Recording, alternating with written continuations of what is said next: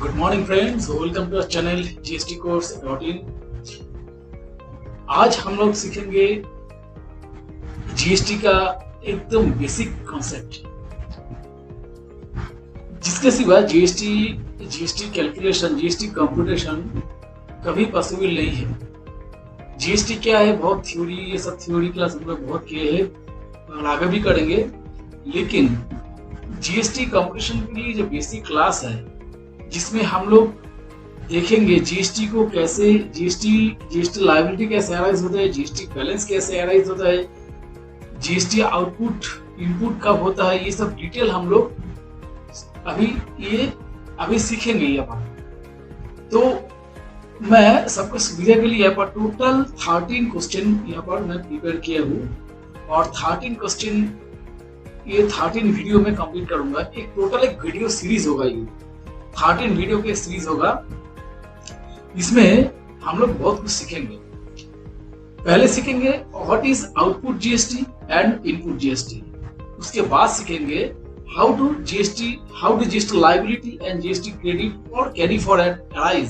हम लोग देखते हैं ना, जीएसटी लायबिलिटी होता है, कभी कभी जीएसटी हम लोग को पेमेंट करना पड़ता है, कभी जीएसटी क्रेडिट होता है और वो नेक्स्ट मंथ में कैरी फॉरवर्ड हो जाता है। वो कैसे होता है, वो सिचुएशन कौन सा सिचुएशन ये सब होता है, तो ये सब हम लोग सीखेंगे। तीन नंबर हम लोग सीखेंगे हाउ जीएसटी लायबिलिटी और क्रेडिट ऑकर्स। ये तो सीजीएसटी एसजीएसटी का बात था। 3 नंबर थर्ड हम लोग सीखेंगे आईजीएसटी लायबिलिटी और क्रेडिट कब अराइज होता है और कब कैरी फॉरवर्ड होता है। फोर्थ हम लोग सीखेंगे completion of CGST SGST and liability और क्रेडिट, तीनों एक साथ मतलब कैसे अराइज होता है और तीनों के एक साथ कैसे एडजस्टमेंट करेंगे और ऐसे उसको मिला के हम लोग अल्टीमेटली जो रिजल्ट होगा, सीजीएसटी कैरी फॉरवर्ड होगा या आईजीएसटी कैरी फॉरवर्ड होगा या एसजीएसटी कैरी फॉरवर्ड होगा या पेबल होगा, वो कैसे होगा हम ये फुल वीडियो में सीखेंगे। Adjustment of CGST with IGST हम लोग सीखेंगे। आगे सीखेंगे सीजीएसटी के साथ, सीजीएसटी एंड एसजीएसटी के साथ आईजीएसटी का एडजस्टमेंट कैसे होता है। ओके, फिर हम लोग सीखेंगे आईजीएसटी का एडजस्टमेंट, आईजीएसटी का सीजीएसटी एंड एसजीएसटी के साथ कैसे एडजस्टमेंट होता है। ये सभी इंपॉर्टेंट है और बेसिक क्लास है, बेसिक कॉन्सेप्ट है ये। इसका अगर आइडिया नहीं होगा तो आगे हम लोग कैलकुलेशन नहीं कर पाएंगे और करेंगे भी बहुत गड़बड़ हो जाएगा। तो मेरा ख्याल से क्लास बहुत इंपॉर्टेंट है। ये 13 वीडियो सीरीज है, छोटा छोटा वीडियो होगा। एक एक वीडियो को बहुत ध्यान से देखना और कोशिश करना इसका जो इसका जो कॉन्सेप्ट है इसको समझने के लिए। ठीक है, चलो शुरू करते हैं। क्वेश्चन ऑन बहुत इंपॉर्टेंट है। देखो क्वेश्चन ऑन में sales local, suppose local sales हुआ है और लोकल परचेज हुआ है। यहाँ पर मैं इंटरस्टेट सेल्स और इंटरस्टेट परचेज हम लोग नहीं लेंगे, ठीक है। उसके पहले हम लोग थोड़ा सीखेंगे आउटपुट जीएसटी क्या होता है। Tax on sales is output GST. Input GST क्या होता है, tax on purchase is input GST. If GST payable कब होता है, मतलब जीएसटी लायबिलिटी कब अराइज होता है। If output is more than input, मतलब जब परचेज सेल से ज्यादा होगा तब जीएसटी पेबल होता है। हो सकता है किसी मंथ में मेरा सपोज मैं इस मंथ में 1000 क्वांटिटी का गुड परचेज किया है 10,000 वैल्यू का, तो मेरा 1000 क्वांटिटी का गुड सेल नहीं होगा। ये तो ऑब्वियसली जितना परचेज करेंगे उतना हम लोग को सेल नहीं होगा ना। तो सपोज उसमें से 800 क्वांटिटी का गुड, 800 क्वांटिटी गुड मेरा सेल हो गया, ठीक है। तो बाकी 200 क्वांटिटी गुड है। तो अभी हो सकता है हमारा यहाँ पर आउटपुट ज्यादा है, मतलब सेल्स वैल्यू ज्यादा है जितना हम लोग सेल्स किए, ठीक है। सपोज एक क्वेश्चन से समझने का कोशिश करता है। 800 क्वांटिटी का गुड्स हम लोग परचेस किए हैं। प्राइस पर यूनिट कितना है, सपोज 10 रुपया है। 1000 क्वांटिटी का गुड हम लोग परचेस किया है, पर यूनिट कितना है, 10 रुपया। तो टोटल कॉस्ट प्राइस कितना है, कॉस्ट प्राइस है तुम्हारा 1000 इंटू 10, ओके 10,000 है। सपोज मेरा सेल ये परचेज है, ठीक है। अभी सेल देखेंगे, सेल सपोज मेरा इतना नहीं हुआ, सपोज मेरा 800 क्वांटिटी गुड सेल हुआ, ठीक है। अभी मेरा यहाँ पर सपोज कॉस्ट प्राइस जो है सेल करूंगा तो मुझे प्रॉफिट करना पड़ेगा। सपोज 10 रुपए की जगह में यहाँ पर 15 रुपया करके सेल किया, ओके, तो मेरा कितना होगा, ये सेल प्राइस 12,000 होगा। तो यहाँ पे देखो आउटपुट ज्यादा है, मतलब सेल प्राइस ज्यादा है, कॉस्ट प्राइस कम है, तो यहाँ पे आउटपुट जीएसटी अराइज होगा।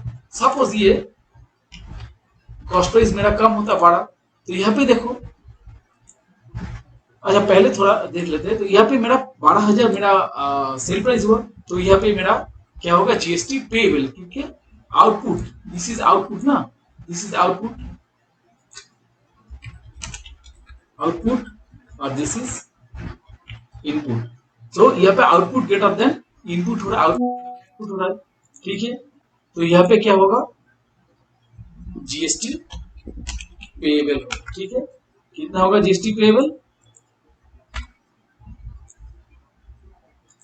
2000 जीएसटी पेएबल होगा। सपोज यहाँ पे गुड्स अगर 12 रुपया करके होता, ठीक है, तो यहाँ पे देखो आउटपुट यहाँ पे इनपुट से कम होगा, मतलब सेल परचेस से कम होगा, ठीक है। तो यहाँ पे कितना होगा, जीएसटी क्रेडिट होगा, ठीक है। जीएसटी क्रेडिट कितना होगा, मेरे पास इनपुट ऑलरेडी है, तो 10,000 माइनस 9,600 मतलब 400 रुपया जीएसटी क्रेडिट होगा, ठीक है। तो ये है कब जीएसटी क्रेडिट होगा और जीएसटी पेएबल होगा, हम लोग समझ गए, ठीक है। तो देखो इसी के साथ और एग्जांपल देखते हैं। लोकल सेल्स हम लोग मेरा हुआ 1 लाख और परचेस हुआ 60,000, ठीक है। तो यहाँ पे मैं इतना डिटेल, मतलब कॉस्ट प्राइस कितना है, सेल प्राइस कितना है, मार्जिन प्राइस कितना डिटेल में नहीं जाऊंगा, ये रेडीमेड एक कैलकुलेशन है। लोकल सेल्स इतने के और परचेस इतने के, सेल्स क्या 1 लाख का और परचेस क्या 60,000 का। तो यहाँ पे ऑब्वियसली यहाँ पे आउटपुट ग्रेटर देन इनपुट होगा, तो यहाँ पे जीएसटी लायबिलिटी बनेगा। तो देखो टैक्सेबल वैल्यू कितना है, 10,000 का, तो सीजीएसटी, तो यहाँ पे सीजीएसटी कैसे कैलकुलेशन होगा, at the rate of 5%, 2500, SGST 2500, क्योंकि ये लोकल सेल्स, ये बोले लोकल सेल्स, यहाँ पे कुछ भी इंटरस्टेट सेल नहीं है,